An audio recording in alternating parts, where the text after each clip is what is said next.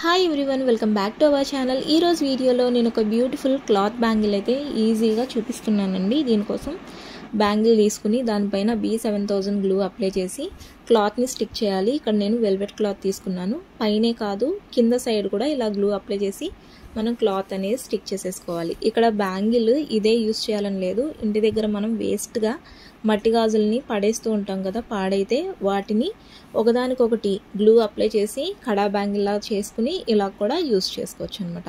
ఇప్పుడు లోపల వైపు కూడా స్టిక్ చేసి ఎక్సెస్ ఉన్న క్లాత్ని మనం సిజర్స్తో కట్ చేసేసుకోవాలి.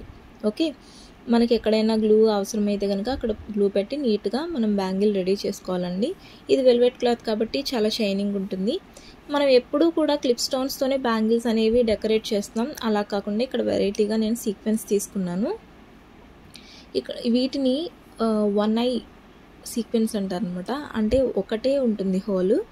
అలాంటివి బిగ్ సైజులో ఉండే సీక్వెన్స్ తీసుకున్నాను. అది కూడా గోల్డ్ షేడ్లో, గోల్డ్ కలర్లో రెయిన్బో షేడ్ అనమాట. వీటిని ఒక ఫ్లవర్ షేప్లో స్టిక్ చేసుకుంటున్నాను. ఓకే, ఇక్కడ మనం B7000 బదులు నార్మల్ ఫ్యాబ్రిక్ గ్లూ కూడా పెట్టుకోవచ్చు. ఓకే, ఇక్కడ పైన నేను 2 లైన్స్ పెట్టుకుని అక్కడ నేను రెక్టాంగిల్ షేప్లో ఉండే క్లిప్ స్టోన్ స్టిక్ చేస్తున్నాను. ఒక 5 అన్నమాట, వీడియోలో చూపిస్తున్న విధంగా. ఇక్కడ సేమ్ ఇలాగే డిజైన్ చేసుకోవాలని లేదు, జస్ట్ ఇది బిగినర్స్ కోసం చెప్తున్నాను అనమాట. ఎక్కడైతే అటాచ్ వచ్చిందో అక్కడ ఫ్లవర్ అనేది వచ్చేలాగా చూసుకున్నాను, ఎందుకంటే అటాచ్ అనేది కనిపించకుండా. ఈ విధంగా మొత్తం మనం పెట్టేసుకోవాలన్నమాట.